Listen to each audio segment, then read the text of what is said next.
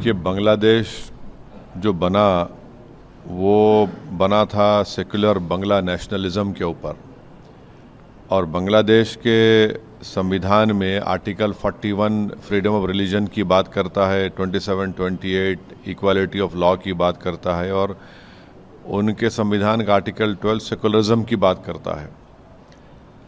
और ये जो वाक़यात हो रहे हैं जिसमें दीपू चंद्र दास को मारकर आग लगा दी गई, फिर अमृत मुंडाल को जान से मार दिया गया। बांग्लादेश में 20 मिलियन नॉन मुस्लिम माइनॉरिटीज़ रहते हैं, तो ये बहुत ज़रूरी है कि बांग्लादेश के जनाब यूनुस साहब इन नॉन माइनॉरिटीज़ की हिफाजत करें। और बांग्लादेश में एक पॉपुलर रेवोल्यूशन आया है, और बांग्लादेश की स्टेबिलिटी भारत की सिक्योरिटी के लिए बहुत ज़रूरी है, ख़ास तौर से नॉर्थ ईस्ट के लिए।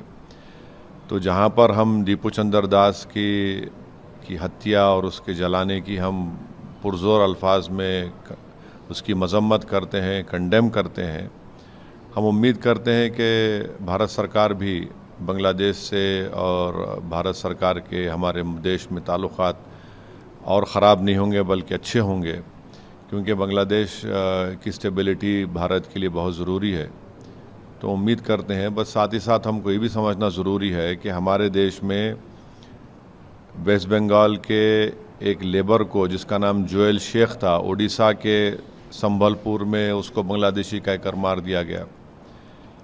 त्रिपुरा के एक MBA स्टूडेंट को, जो ट्राइबल लड़का है एंजल चकमा, उसके चेहरे को देखकर उस पर तंज करके उसको मारा और पीटा गया, उसकी मौत हो गई, जो त्रिपुरा का एक ट्राइबल है।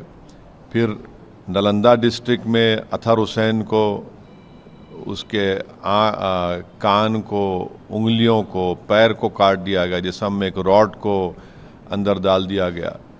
तो ये तमाम इस बात को बताते हैं कि जहाँ पर रूल ऑफ लॉ कमज़ोर होगा और वहाँ पर मेजॉरिटेरियन पॉलिटिक्स गलबा हासिल कर लेगी, तो फिर ये वाक़यात होते हैं। तो हम अपनी पार्टी की जानिब से दीपू चंद्र दास और अमृत मुंडाल की जो उनकी लिंचिंग हुई उसकी मज़म्मत करते और उम्मीद करते कि हमारे ताल्लुक़ात बांग्लादेश से और ख़राब ना हो, और जो भारत सरकार कोशिशें कर रही हैं उसकी हम उसको सपोर्ट करते हैं बांग्लादेश में ताल्लुक़। देखिए, बांग्लादेश जो बना वो बना था सेकुलर बांग्ला नेशनलिज़म के ऊपर।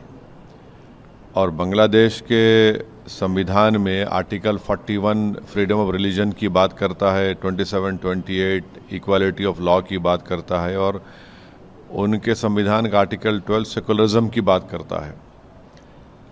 और ये जो वाक़यात हो रहे हैं जिसमें दीपू चंद्र दास को मारकर आग लगा दी गई, फिर अमृत मुंडाल को जान से मार दिया गया।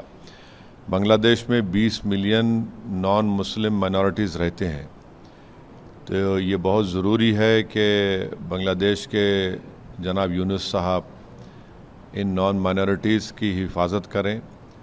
और बांग्लादेश में एक पॉपुलर रेवोल्यूशन आया है, और बांग्लादेश की स्टेबिलिटी भारत की सिक्योरिटी के लिए बहुत ज़रूरी है, ख़ास तौर से नॉर्थ ईस्ट के लिए। तो जहाँ पर हम दीपू चंद्र दास की हत्या और उसके जलाने की हम पुरज़ोर अल्फाज में उसकी मज़म्मत करते हैं, कंडेम करते हैं, हम उम्मीद करते हैं कि भारत सरकार भी बांग्लादेश से और भारत सरकार के हमारे देश में ताल्लुक़ात और ख़राब नहीं होंगे बल्कि अच्छे होंगे, क्योंकि बांग्लादेश की स्टेबिलिटी भारत के लिए बहुत ज़रूरी है। तो उम्मीद करते हैं, बस साथ ही साथ हमको ये भी समझना ज़रूरी है कि हमारे देश में वेस्ट बंगाल के एक लेबर को जिसका नाम जोएल शेख था, उड़ीसा के संबलपुर में उसको बांग्लादेशी कहकर मार दिया गया।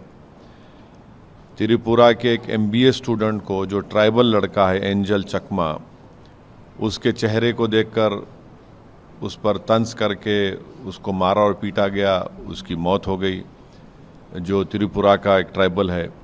फिर नालंदा डिस्ट्रिक्ट में अतहर हुसैन को उसके कान को, उंगलियों को, पैर को काट दिया गया, जिसम में एक रॉड को अंदर डाल दिया गया।